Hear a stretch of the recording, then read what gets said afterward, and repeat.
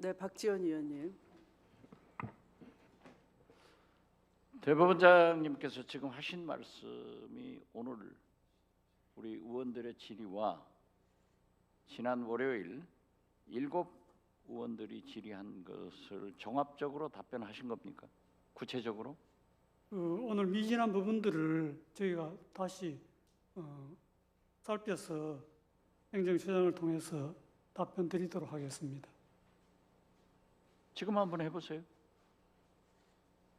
누누이 말씀드리다시피 이 재판상에 관한 거라서 제가 그걸 말씀드리기 어렵다는 점을 양해해 주시기 바랍니다. 왜 대법원장은 그렇게 신속하게 재판해서 우사인 볼트보다 이재명 재판은 빨리 하고 소부에 회부하기도 전에 전원 합의부 간다 하고 기록을 보게 허락하셨어요?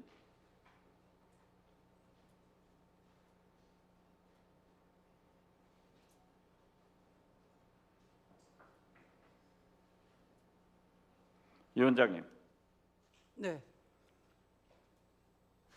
저를 피를 토하는 심정으로 아까 얘기를 했습니다마는 우리가 사법권 독립을 위해서 이 나라 민주주의를 위해서 우리는 이승만 독재와 박정희, 전두환 독재와 싸웠습니다. 그리고 윤석열 내란 세력을 척결하는 것이 이 시대의 정신이고 국민적 요구입니다. 거듭 말씀드리지만 저는 국정원장을 역임하면서 문재인 대통령의 지시를 받고 서훈 전 국정원장과 제가 법과 제도에 의한 국정원을 완전히 개혁했습니다. 사법권 독립은 조희대 대법원장이 가져온 게 아닙니다. 우리가 가져왔습니다. 우리 국민이 가져왔습니다. 과거 국정원 직원들이 사법부에 나와서 얼마나 많은 재판에 간섭을 했고 괴로움을 당했습니까? 지금 그런 게 있습니까? 이러한 것은 우리가 가져온 거예요. 그런데 저렇게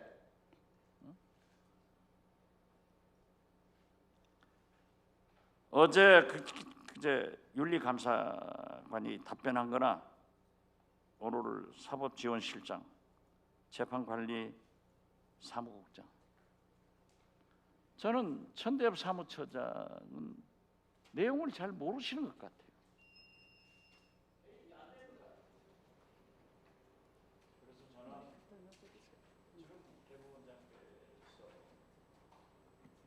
말씀하셨지만은 종합감사도 있지만은 종합감사 전에 하루 일정을 잡아서 더 대법원 현장 감사를 해달라 하는 것을 이 위원장에게 요구합니다. 이상입니다. 네, 김용민 의원님. 위원님들께서 대법원 국감이 더 필요하다라는 말씀들을 지금 많이 해주고 계시고 대부분 공감대가 있으신 것 같습니다. 대법원장님, 오늘 현장 국감에서 충분히 소명이 되고 대법원의 입장들을 국민들께서 납득하실 수 있었다라고 하면 저희들이 이렇게 생각을 하지 않았을 것 같은데 오히려 더 미궁에 빠져버린 것 같습니다. 아까도 말씀드렸던 것처럼 2025년 5월 1일 국회가 만약에 22대 대통령 선거의 후보는 한덕수로 한다라는 법을 만들면 그거 자체가 위헌입니다.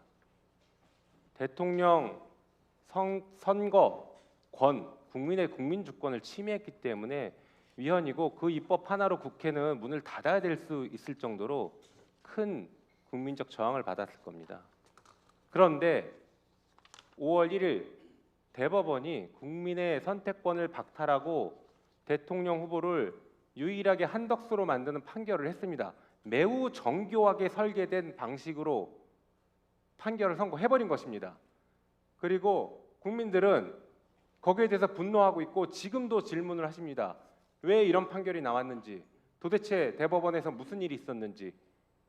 그래서 저희가 계속 물어야 됩니다. 그런데 오늘 준비하신 것을 보면 그것에 대해서 아무도 제대로 된 답변을 하지 않습니다.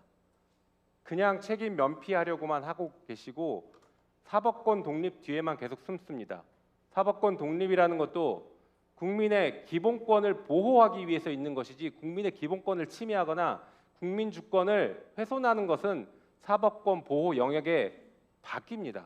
사법권 독립의 영역이 아닙니다. 그런데 지난 5월 1일 판결이 그랬던 것입니다. 그랬던 판결에 대해서 대법원이 지금도 조금의 반성이나 잘못됐다라는 자성의 목소리를 전혀 내고 있지 않습니다. 저는 그래서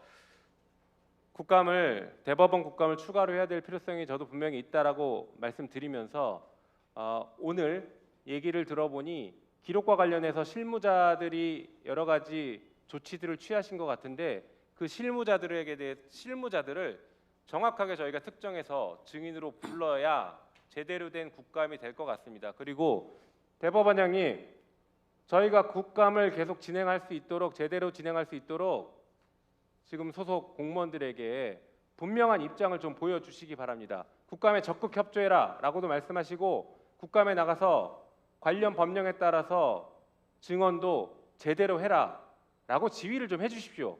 그렇지 않으시니까 지금 이 사단이 난 것 같습니다. 그렇게 좀 해주시겠습니까? 국정감사에 협조하는 것은 당연한 일입니다. 오늘 그렇지 않아서 제가 말씀드린 거예요. 전혀 그렇지 않았어요. 네, 서영교 위원님.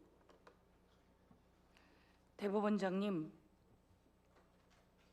더불어민주당은 법원을 최후의 보루라고 생각합니다. 가장 소중합니다. 검사들이 칼을 휘두를 때 법원이 그래도 지켜주었습니다. 그런데 저희들이 왜 법원에 와서 이렇게 국정감사를 하면서 요구하는 것들이 있을까요? 5월 1일 사건이 일어났기 때문입니다. 5월 1일, 4월 22일 날 소부에 배당된 사건을 이틀 만에 표결했기 때문입니다. 대법원장에게 묻겠습니다. 그런 식의 판결을 내린 적이 있습니까? 소부에 4월 22일 배당된 것을 4월 24일 날 표결해 보신 적이 있습니까? 배당되기 전에 사건 기록을 살핀 적이 있습니까? 여지껏 그런 적이 있습니까? 비상계엄이 있었고 윤석열은 감옥으로 갔습니다. 그리고 아주 급하게 치러지는 대선이었습니다. 거기에 대법원장 주도로 한 그 판결은 더불어민주당의 대선 후보를 날릴 상황이었습니다. 5월 1일 파기환송을 시킨 그 전날 4월 30일 한덕수가 대선에 출마하겠다고 엠바고를 겁니다. 5월 1일 3시에 파기환송시키고 4시에 한덕수가 권한대행직을 사직합니다. 이 과정은 누가 만들었습니까? 5월 15일에 이재명 사건 공판기일이 잡힙니다. 이재명은 대선 후보가 되지 못할 뻔했습니다. 더불어민주당은 대통령 후보를 못 낼 뻔했습니다. 한덕수 옹립 작전 공작이었습니다. 거기에 우리가 어떻게 조희대 대법원장을 의심하지 않을 수가 있죠. 저는 조희대 대법원장이 해놓은 이 일로 대한민국의 대법원이 흔들리고 있다고 생각합니다. 이에 대해서 책임지는 모습이 있어야 합니다. 지기현 재판부가 윤석열 내란 수개를 구속 취소로 내보냈습니다.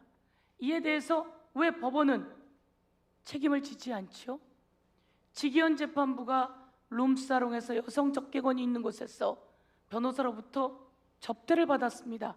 왜 이와 관련해서 두루뭉술하게 끝내시죠?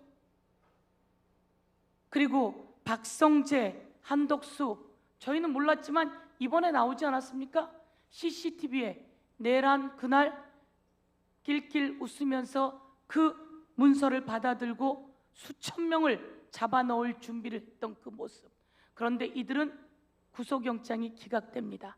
내란이 있던 그날 조희대 대법원장은 이 비상계엄이 합법이라면 그 다음 해야 될 조치가 필요하다며 법원 소집을 했습니다. 이와 관련해서 답변하셔야 합니다. 저는 이와 관련해서 책임도 지셔야 된다.